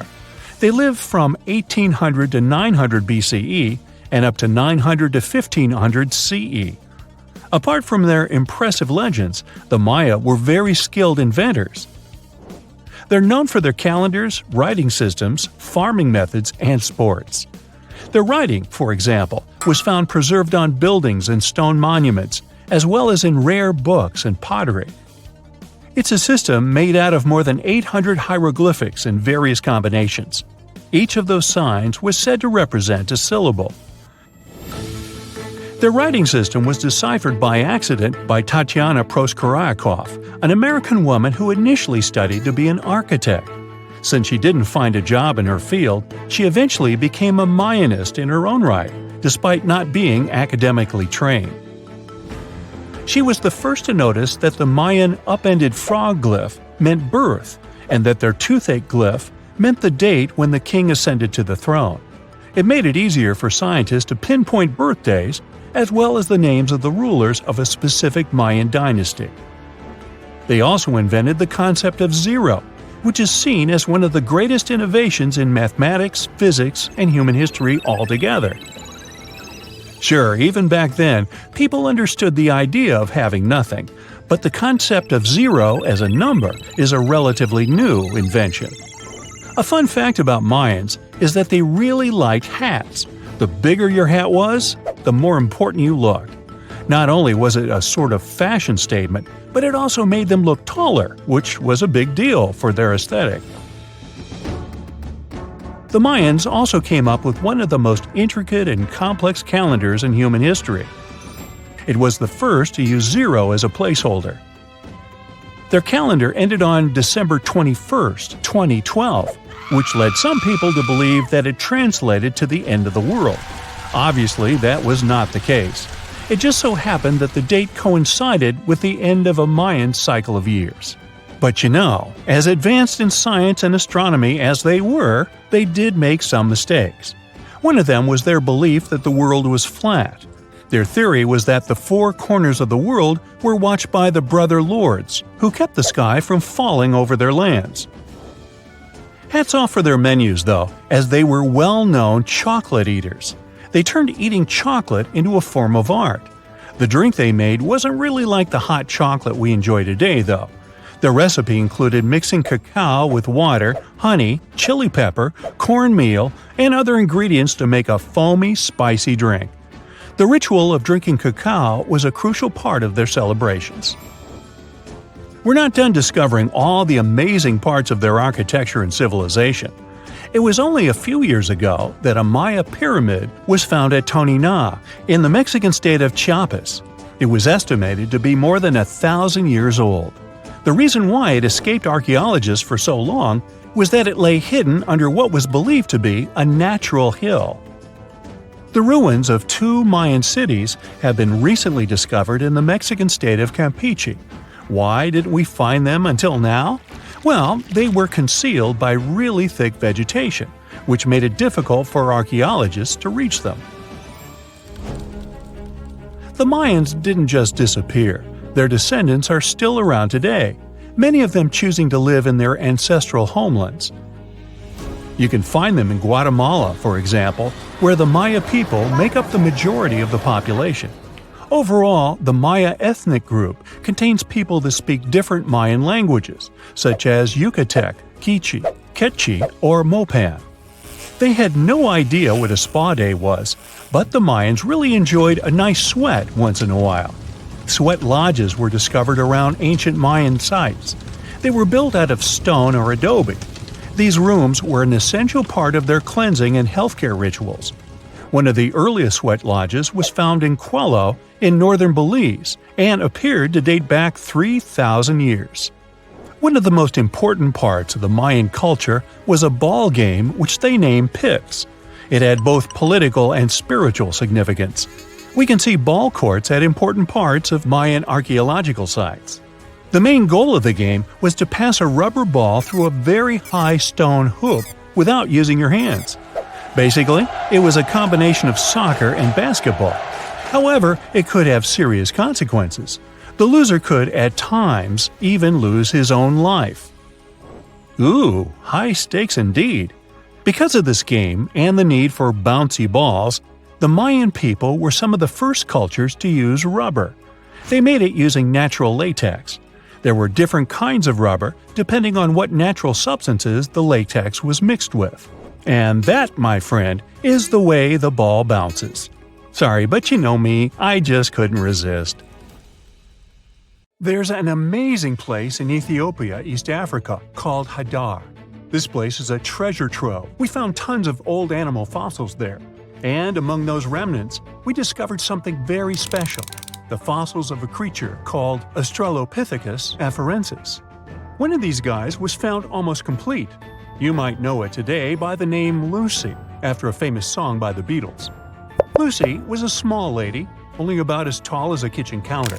She lived 3.2 million years ago and became a huge celebrity when we found her in 1974. She helped us learn more about our early ancestors, creatures called Australopithecines. Around 10 to 12 million years ago, there was a group of animals that broke into two branches. One of the branches led to modern apes, while the other led to humans. This separation happened because one group decided to stay in trees and became what we now call gorillas, chimpanzees, and orangutans. They moved around using all four limbs and lived in forests. But the other group decided to live on the ground and try walking on two legs. Because of that, their brains started getting bigger over time. And over millions of years, they became bald monkeys who watch videos on YouTube. Yeah, you know who you are. Lucy, like other Australopiths, was a bit different from us. She still looked like an ape and lived during a transitional stage. She could walk on two legs, but didn't do it all the time. Sometimes she climbed trees, just like a monkey. She and her buddies were the first step in human evolution. Then came a new branch of evolution, Homo habilis, or handyman. They were the first members of the Homo genus because they were the ones to start developing stone tools and first show human creativity. They probably used these tools for scavenging and processing food. We found the first clues about them back in the 1960s. They walked around East Africa about 3 million years ago. They were pretty small, about 4 feet 7 inches tall. They didn't climb trees anymore and mostly walked on the ground. Their skull shape already resembled ours, unlike the more pear-shaped heads of Australopiths. That's because they had larger brains. After them, we had Homo erectus, the upright man. They lived about 2 million to 70,000 years ago. The name hints that this was the first hominin species that walked on two legs almost all the time. They were also the first to migrate out of Africa, spreading to Asia and Europe. And here, we had the real breakthrough. Representatives of Homo erectus had even larger brains and learned to make more creative and advanced tools. They created the first choppers, cleavers, and hammers and used flakes as scrapers and knives. They probably used a lot of things, wood, bark, and even grass to make the first strings and ropes. With all that, they learned how to hunt large animals and probably hunted together a lot. They were also the first ones to start using fire, which changed our history forever. Over time, more Homo species emerged, including the famous Neanderthals. They're known for their European roots. They split from our common ancestor around 400,000 years ago. Now, even though we share one common ancestor, we didn't evolve from Neanderthals. They were a separate branch. All Neanderthals went extinct, but our evolutionary branch coexisted with them a long time ago. Neanderthals were resourceful, hunting both land and sea creatures. They left behind thousands of stone tools and even decorated caves with paintings. They had their own ceremonies, too. They started to bury those who passed away. They probably noticed that leaving them in the wild leads to spreading diseases and attracting scavengers. But they also showed care and love in their burial rituals. Then it was time for archaic Homo sapiens. They lived around 500,000 to 200,000 years ago, emerging in Africa and Europe. This was the last leg between our ancestors and our modern species, Homo sapiens. The brain just kept getting bigger. They started to show more complex behaviors, not only burial and interesting stone tools, but also smart hunting strategies and planning for the future. They probably had a diverse diet that included both hunting and gathering. And finally, we reached the anatomically modern Homo sapiens. They emerged around 200,000 years ago in Africa. They had a similar skeletal structure and brain size to modern humans, and their behavior was pretty close to ours. They had complex social structures, started thinking in symbols, and so on. They migrated out of Africa around 60,000 years ago, spreading across the globe and eventually replacing other hominin species, such as Neanderthals. They started to create their first languages and form their first words. The first words were probably very simple, like "ah" to call someone and "ma" for babies. After evolving into our final stage, we started advancing in our cultural and technological development. This development became very rapid over the last 200,000 years. About 12,000 years ago, the Neolithic period, also known as the New Stone Age, began. It marked the end of the glacial period. Humans started living in settled villages instead of constantly moving around. This change was brought about by the advent of agriculture, which allowed people to grow crops and raise animals like goats and sheep. Early humans started to domesticate animals, such as sheepdogs, for herding. We also started making the first art, leaving famous drawings in caves, handprints, animals, mostly cows, hunting, and many others. We even created the first currency. We began using clay tokens for transactions. This marked the beginning of commerce and the use of money. And finally, we started writing. And now the events could be recorded and passed down through written records. This is when history officially began. From that point on, we saw the development of agriculture, the rise of complex societies, the invention of writing and the wheel, and the emergence of civilizations. Our tools became more and more sophisticated, languages appeared, leading to the diverse cultures and societies seen today. So, why have we stopped evolving? The truth is, we haven't. Human evolution is an ongoing process, although it's not as dramatic as it used to be. We adapt to different environments, have different skin tones, appearances, body sizes, and genetic mutations that have influenced traits like lactose intolerance or resistance to certain diseases. But the world we live in today is very different from the one our ancestors inhabited. We don't suffer as much because we've developed technology, culture, and social systems. Thanks to this, evolution slowed down, seeing that we're doing okay as we are now. What we started experiencing is cultural evolution rather than a physical one. Plus, 200,000 years is a pretty short time period, considering the time span of the universe or even of our Earth. We should see what happens to us in hundreds of thousands of years. I won't be around then, but there are some theories about that. There's a big idea that, in the future, humans and machines might merge into one super being.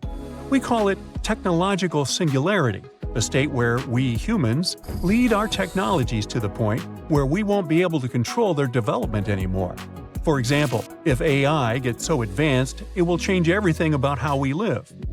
Despite the current rise of AI, we shouldn't be too worried about it taking over the world, at least not in the next few decades. All we've developed now is weak artificial intelligence, little simulations. They might look scary to those who don't know much about AI, but the truth is, they have yet far to go before they reach the grand complexity of the human brain, not to mention consciousness. However, many people believe it's only a matter of time before AI reaches this level of intelligence, and then our world might change forever. There are other possibilities too. For example, one day we might reach a level where we merge with machines and learn to upload our consciousness in the cloud. In that case, we might become a hive mind, taking over the internet using our brains, becoming one giant consciousness. No matter what happens in the future, one thing's certain: technology is changing fast, and it's going to affect all of us sooner or later.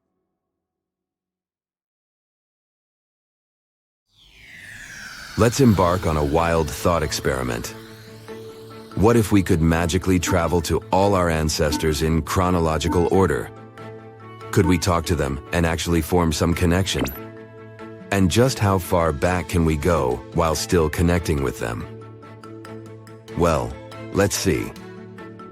Primates were the funky cousins of other mammals.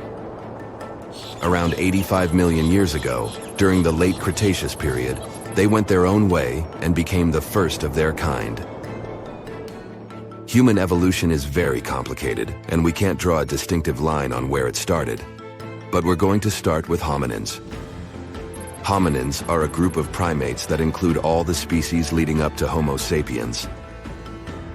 So, imagine you hopped in your super cool time machine and landed in the past, way back when hominins were chilling around. What would happen?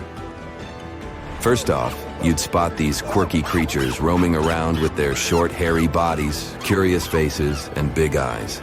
They might look a bit different from you, but that's part of the fun. They were excellent climbers and incredibly curious about the outer world. They munched on fruits, nuts, and whatever they found in nature. And yes, surprisingly, humans aren't meat eaters by nature. Originally, we all were vegans. Of course, with them, you can forget about proper communication. But still, primates are incredibly smart. So, a good old game of charades could do the trick. Mime your way into their hearts with friendly gestures, and they'll be thrilled to see a futuristic traveler like you. These hominins were curious beings, so they'd probably be very interested in you if you were friendly with them and gave them some food. Next, let's move on to Homo habilis and Homo erectus. Their period, the Stone Age, started about 2.6 million years ago. As you can guess, it was the time when we started using stone tools. The Stone Age lasted for roughly 3.4 million years and ended between 4000 BCE and 2000 BCE. It ended with the beginning of metalworking. Homo habilis, or handyman, was like the MacGyvers of the Stone Age. These crafty creatures were the first to use stone tools. And Homo erectus was the upright man. They were a bit more recent. As their name suggests, they were the first to walk on two legs like us. They might have looked a bit different from modern humans, but still. So what were their lives like? Well, they still were true survivors. Homo erectus loved to explore and tinker with things. They made simple stone tools, like sharp rocks for cutting and scraping. They were basically the early inventors. Homo erectus was quite adventurous. They left Africa and traveled to far-off lands, exploring new territories. They were the first ones to set foot in places like Asia and Europe. They lived in caves or simple shelters made of sticks and animal hides. And let's not forget their wild fashion sense. Animal skins and leaves were their trendy outfits. But don't think they just sat around all day. They were hunters and gatherers, seeking out delicious fruits, nuts, and even hunting animals. How would you communicate with them? Well, they used simple grunts, gestures, and body language to understand each other. So, if you met Homo habilis and Homo erectus, you'd be in for a wild ride. You could show them some advanced technology to impress them and teach them some new cool tricks. Next on our list are Homo heidelbergensis and Neanderthals. Homo heidelbergensis was like the cool older cousin of Neanderthals and us. They lived around 800,000 to 200,000 years ago. Picture them as sturdy and strong, with big brains compared to their earlier relatives. They were expert tool makers and loved exploring new places. The Neanderthals lived in Europe and Asia from 400,000 to 40,000 years ago. Neanderthals were super smart, and they had awesome adaptations to cold weather. With their thick, strong bodies and big noses, they could handle chilly winters like champs. Both Homo heidelbergensis and Neanderthals were skilled hunters and gatherers. They'd chase after mammoths and other big game with sharp spears they crafted themselves. But it wasn't all rough and tough. They knew how to have fun too. Neanderthals made art and showed their emotions and connections with each other. With these folks, you could draw pictures in the dirt, dance around, and make gestures. They'd get the idea. And finally, we meet Homo sapiens. Picture this. You're waking up in a cave with your family, trying to keep warm by a flickering fire. The cave is pretty cozy, isn't it? But nope, no permanent homes here. You're part of a nomadic tribe, moving wherever the food is best. Hey, but at least you've got some nifty tools to survive. Grab your awesome handmade spear, crafted by watching others or maybe invented by your genius self. Time to go hunting mammoths. And if mammoths aren't cooperating, just gather nuts, berries, and bird eggs. Stone Age humans were real foodies. They made flour from oats and spiced things up with wild onions and mustard seeds. There were artists too. Using minerals and bones, they created stunning images and even flutes for some musical entertainment around the campfire. You still can only talk in body language and facial expressions. But Homo sapiens were smarter than their ancestors, so you could even teach them basic gestures and their meaning, like hands up for mammoth and stuff. Maybe try doing a funky dance or a happy jig. That would get their attention for sure. But this wouldn't be the only way to communicate. Stone Age peeps loved drawing and making flutes, so you could totally join in on the creative fun. Show off your artistic skills with a drawing or two, or maybe even play some tunes. Don't worry, they would be impressed by your skills, even if you aren't that far away from them. But tools are definitely the way to their hearts. If you brought some handy gadgets or cool inventions from our time, they'd be super impressed. Just create some simple tool from the future that can make their lives easier, and they'll love you instantly. So, while you might not be having deep philosophical debates with the Stone Age crew, you can still share some good times. Learning is the way to go. Besides, even though life was shorter back then, averaging around 30 years, it's still enough time to find a partner and have kids. Though, the dating pool might be a bit limited. So let's leave that topic for another time. Just hold on to that axe at night because, well, sometimes our ancestors would eat each other and like to do some head-dumping battles. Yikes. Let's finish our journey with the Bronze Age, just for fun. This cool era lasted from around 3300 to around 1200 BCE. And guess what? They were all about that strong metal called bronze. It's the time when people got creative and started using bronze to make all sorts of cool things. Bronze is a combo of copper and tin, making it harder and more durable than anything else at the time. Awesome civilizations started popping up all over the place. They either made their own bronze by smelting copper and mixing it with tin, or traded for it with other places. So, as you step into this ancient era, you'll be amazed by the sight of bustling Bronze Age cities with majestic bronze gates, amazing markets, and grand temples dedicated to powerful gods. During the Bronze Age, we finally developed languages and writing. Mesopotamia and Egypt were leading the way with their fancy cuneiform and hieroglyphs, the earliest writing systems ever. They were basically the kings of calligraphy. Remember, the language might be a bit different. You'd be hearing unfamiliar words.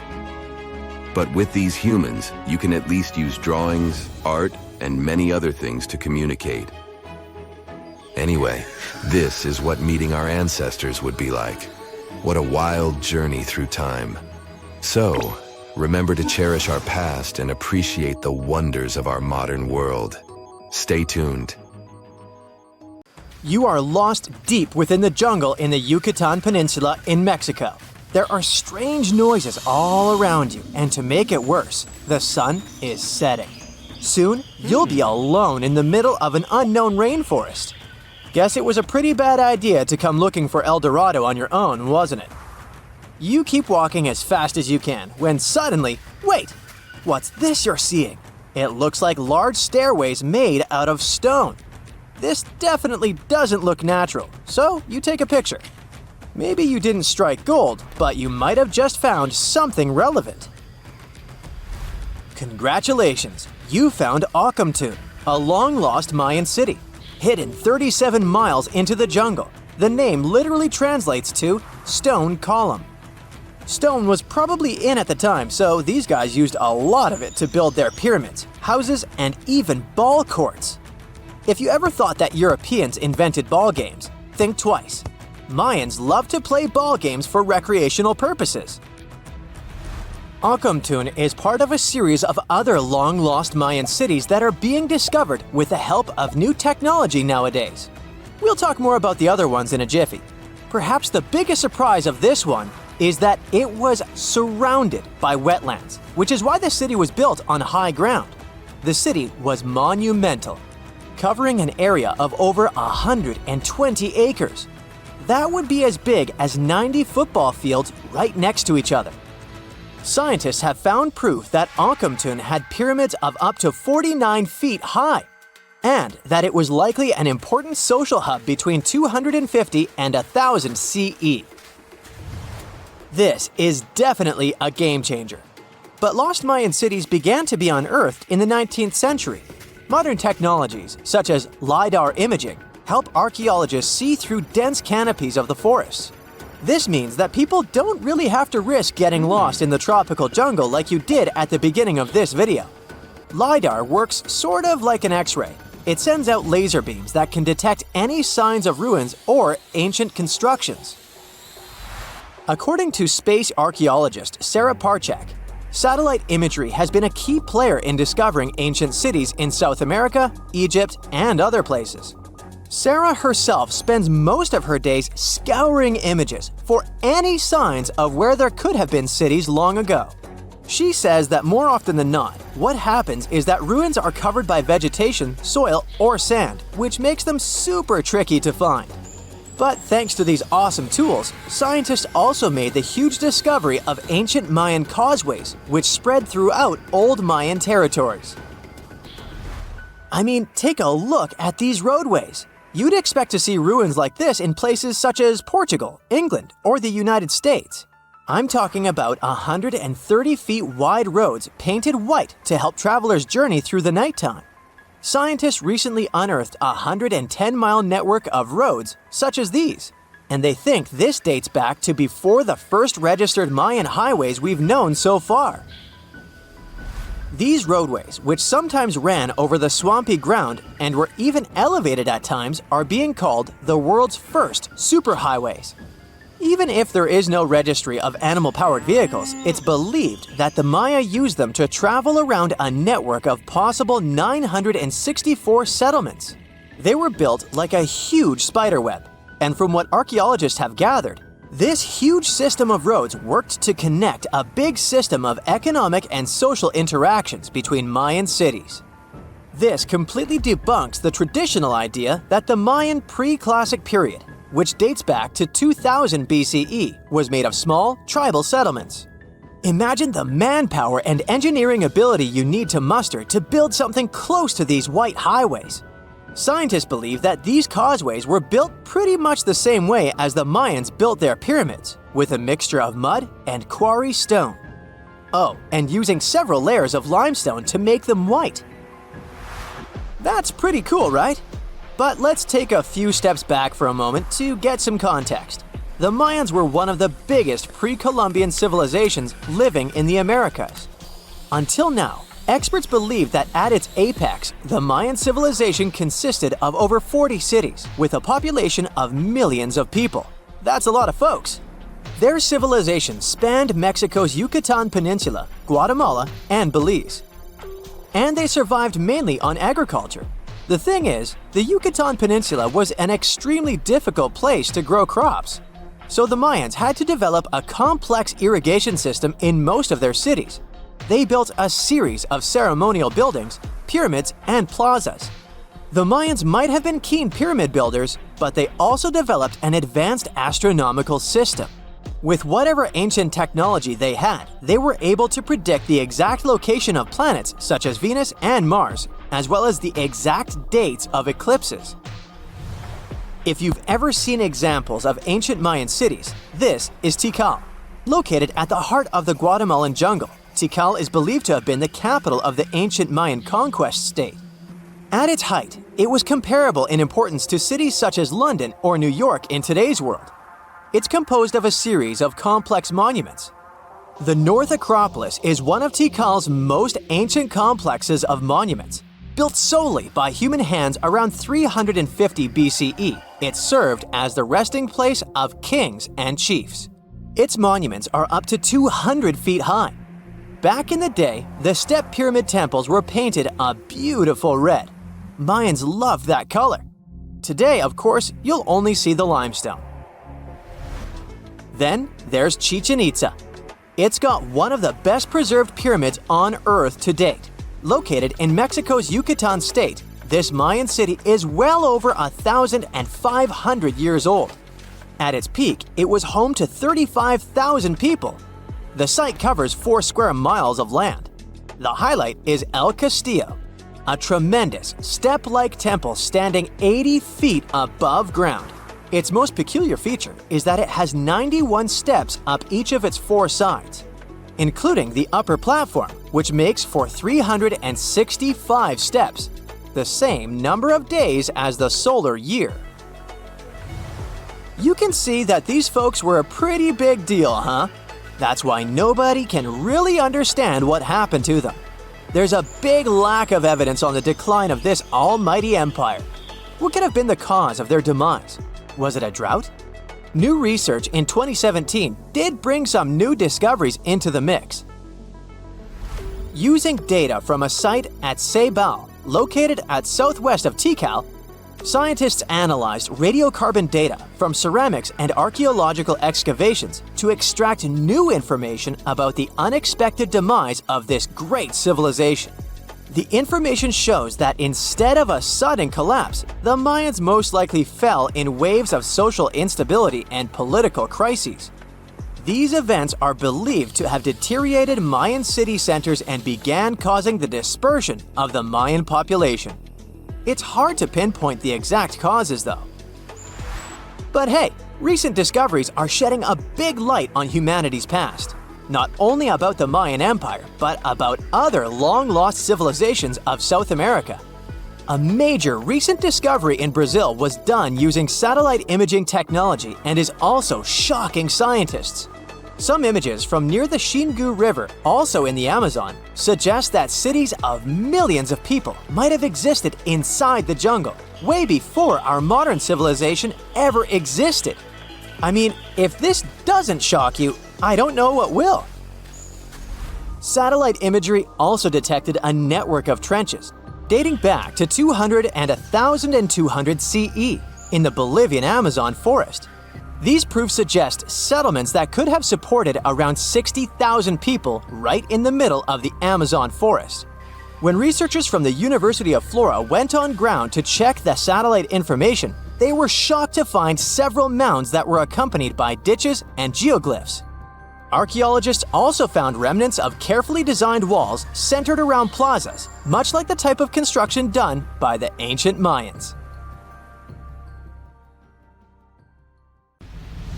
When we say extinction, we usually think of dinosaurs that went to lunch with a humongous asteroid and were wiped out from the face of the Earth. We don't think of ourselves possibly going away in the near future. But what we forget is that there have been 5 mass extinctions that our planet witnessed in the last 500 million years, not just one. And we can be nearing the 6th one, where one of the species to possibly disappear are humans. The first great mass extinction came about 440 million years ago in the Ordovician period. Back then, life was mostly thriving in the oceans and along the coastlines. Biodiversity was great at the time. There were thousands of different species, trilobites, sea scorpions, and all kinds of weird-looking mollusks and even fish. You name it, Ordovician had it. But then, the temperature around the planet started to drop. The overall warm climatic zones became colder and colder, until the oceans got covered with thick sheets of ice. Most of the marine species weren't ready for such abrupt changes. Imagine a trilobite serenely crawling along the bottom of the sea and suddenly bumping into a glacier. Yeah, It's like living your entire life in a beach bungalow, only to find yourself in an igloo one day. The event was dubbed Late Ordovician glaciation, which led to Late Ordovician mass extinction. Over 60% of all species that lived in that period disappeared. Only ancient fossils were left for paleontologists to discover hundreds of millions of years later. Nobody still knows exactly what caused the temperature drop at the time. The main theory is that the CO2 levels in the atmosphere fell sharply. It led to cooling down the entire surface of Earth. But the reasons for such a collapse are still under debate. However, that wasn't the worst mass extinction event in the history of our planet. Despite more than half of all living creatures being wiped out, biodiversity on Earth restored itself in the following 5 million years. Life went on until another catastrophe struck. Within the span of 20 to 25 million years, from about 375 to 350 million years ago, several extinction events occurred. They were like pulses that damaged a lot of marine species. Arthropods, like scorpions and mites, lots of various fish, including sharks, all were in decline. Overall, more than 75% of all living beings disappeared back then, who were mainly in the oceans. The reasons for such events are even more unclear than those before the late Ordovician mass extinction. Most scientists now believe those waves were caused by changes in the sea level and a lack of oxygen in the oceans. A lot of plants quickly moved to land and adapted to living outside of water. And since they were the main source of oxygen in the ocean, all those fish and sea scorpions were in for a very unpleasant surprise. The booming growth of plants on land also removed much of the CO2 in the atmosphere and enriched it with oxygen instead. This led to an abrupt temperature fall again. And although no new ice age followed, many land animals couldn't adapt to the new conditions. The bitter irony was that the major part of them had just recently crawled out on land from the ocean, looking for a better environment. Ah, well. This was only the first wave, though. The reasons for the second one, that came about several million years later, are still unknown. Scientists think there could have been mass volcanic eruptions, or even meteor strikes, but those are just hypotheses. Then another 100 million years passed without much trouble. Species rose and fell, evolved and disappeared, but the cycle of life continued, until about 250 million years ago, when the third mass extinction event occurred. It happened in the Permian period, the last period of the Paleozoic era, and it was so catastrophic that it had all the chances of becoming the last mass extinction on our planet. Scientists are still unsure what caused so many species to be eliminated. But the fact is that around 96% of all living creatures in the world were gone. One theory suggests that volcanoes started being overly active. They threw millions of tons of methane and basalt into the atmosphere. Asteroid strikes might have added to the damage too. The sky was literally covered in dark clouds of ash. The proto-mammals and reptiles tried to hide from the black and gray mist, but it was everywhere. It was like hiding from the air itself. Another culprit could have been microbes that loved their methane-rich environments. They could have quickly spread in the oceans and literally choked the rest of the marine life forms there. But whatever the reason, the Permian mass extinction event was the most massive and destructive of all the Great Five. All life on our planet could have ended right then and there. But those 4% that persisted eventually spread across the Earth and started a new era. Yay! This time, they lived a peaceful life for only 50 million years. And then, whammo, the fourth great mass extinction hit.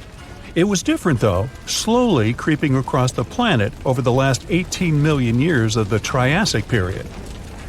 The extinction occurred in numerous short pulses, wiping out several species at a time.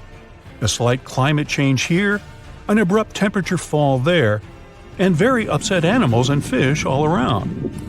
The main reason for that was again the volcanic activity at the time. Fiery mountains started spewing out ash and gas once more, lowering the oxygen levels and suffocating life. Well, that was harsh. The gases and other substances thrown out of the volcanoes' mouths changed the Earth's climate again. Sea levels rose because of that, and some researchers believe even the pH levels were altered. That means the marine life that used to be swimming peacefully in more alkaline waters suddenly found itself trying to survive in acid.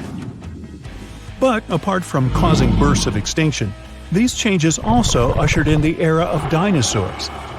It didn't begin immediately, of course. Some species evolved and slowly grew into the mighty animals we've heard so much about. Their extinction was the last of the Great Five, and certainly the most well-known. About 65 million years ago, when dinos were still ruling both land and ocean, an enormous asteroid came from outer space and fell right on Earth. The impact was so powerful, it left a huge crater in the Yucatan Peninsula, and the explosion sent billions of tons of debris into the air. The dinosaurs that lived far away from the impact zone raised their heads and saw black and churning clouds blocking the sun. It remained for years, drastically dropping the temperatures. In addition to the cold that followed, the asteroid hit a carbonate rock that had a lot of flammable material in it. The impact led to an explosion. The chemicals mixed in the air and produced sulfuric acid, and that acid fell down in the form of rains, altering the pH of the oceans. Aquatic creatures that were again used to more alkaline waters went, "Oh, come on!" That didn't help, though. The changes were abrupt and severe.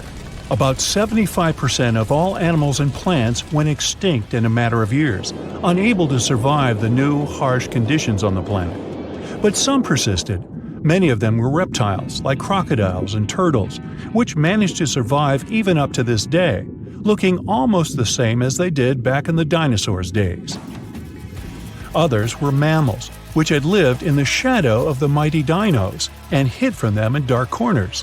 But now that the giant animals were gone, they began to flourish, bringing in the Cenozoic era, the one that lasts to this day. And today, we might be witnessing the sixth great mass extinction.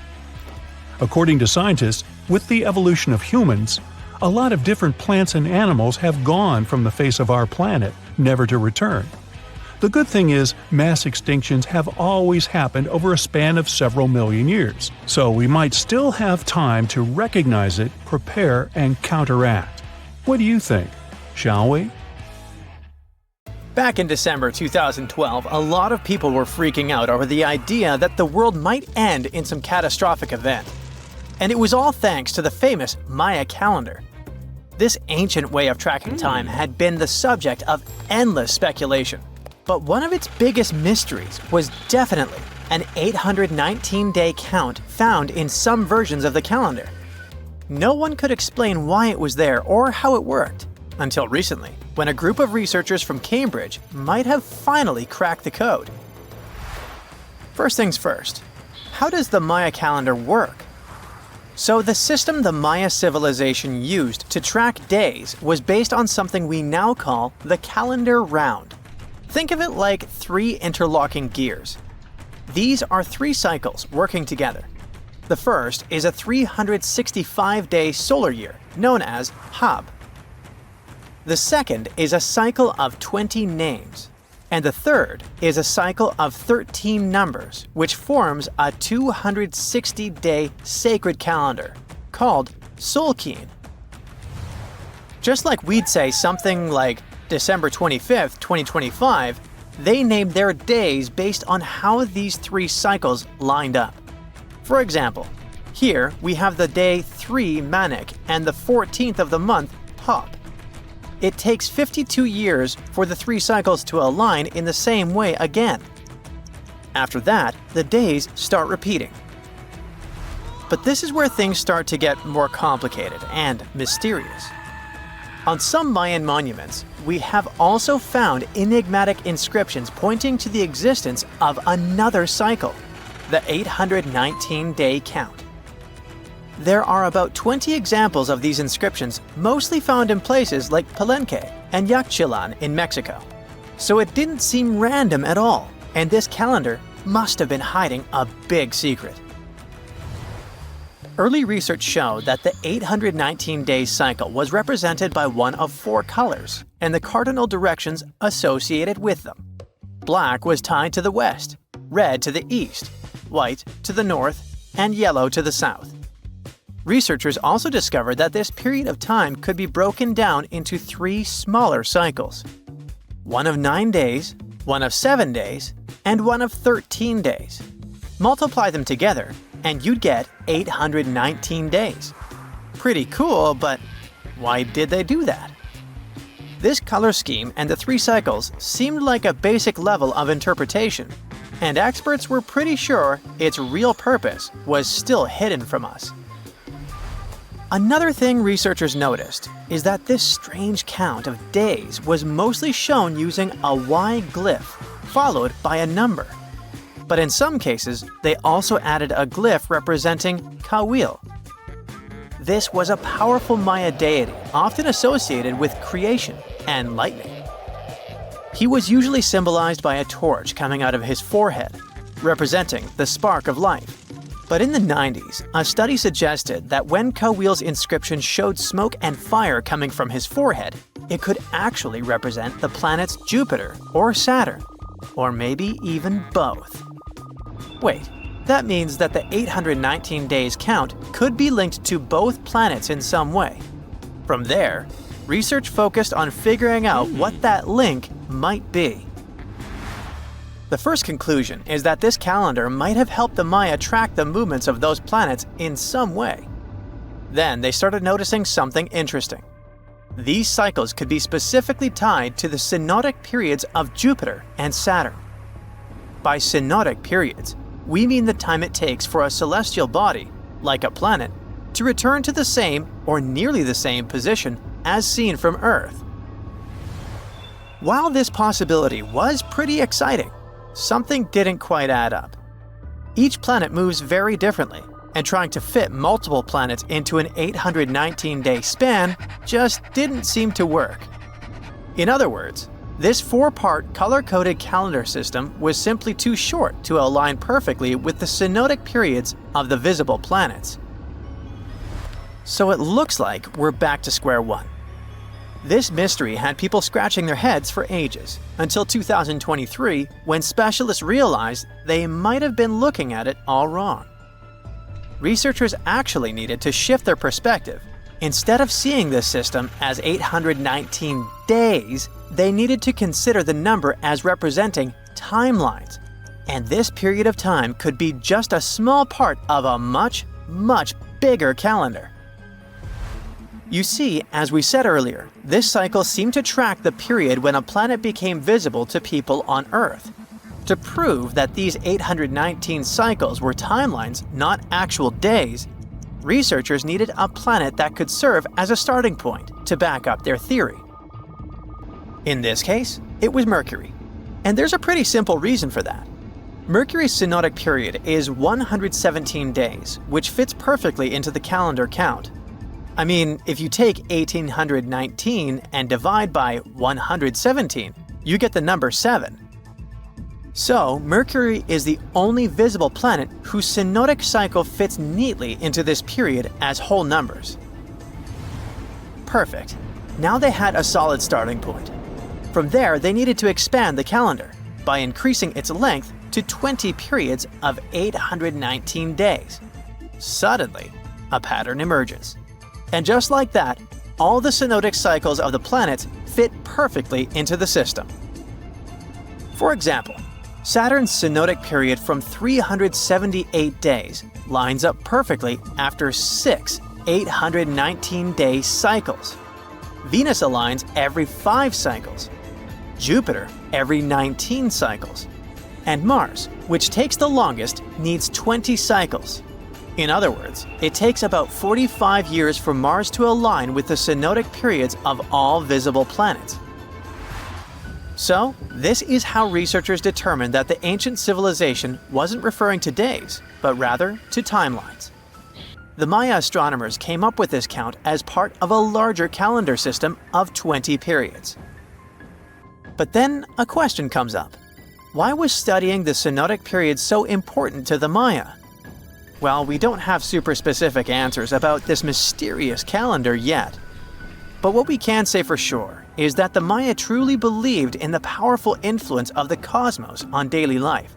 So maybe they wanted to analyze how the movements of all the visible planets lined up with their other calendars. Of course, this system is just one part of the Maya's amazing and advanced understanding of astrology. And it wasn't just about using astrological cycles for planting and harvesting. They also had crazy specific knowledge, like how to predict solar eclipses. Archaeologists believe the Maya connection to the stars is reflected in the ruins of their world. Take the famous pyramid in the ancient city of Chichen Itza, located in Mexico's Yucatan Peninsula. If you look closely at the base of its staircase, you will see a snake's head carved in stone. But here's the coolest part. During the spring and fall equinoxes, when day and night are exactly the same length, the sun casts sharp, triangular shadows on the staircase. It creates the illusion of a snake slithering down the steps. Another example of how they use their knowledge of astronomy in their temples is in Tikal, Guatemala. Built around year 1 of the Common Era, this pyramid is considered one of the Maya's earliest astronomical complexes. And its alignment and orientation allowed them to track and calculate solstices and equinoxes with incredible precision. The Maya were skilled skywatchers. Just like we have modern-day high-tech observatories with round domes, they had something similar. Meet El Caracol. The name means snail in Spanish and refers to the spiral staircase inside the tower. Built around 906 Common Era, it was the perfect place to observe all the changes in the sky and track the movements of the sun, moon, planets, and stars. Unlike us today, with our telescopes, satellites, and advanced tools, the Maya relied entirely on naked eye observation, and that makes their achievements even more incredible.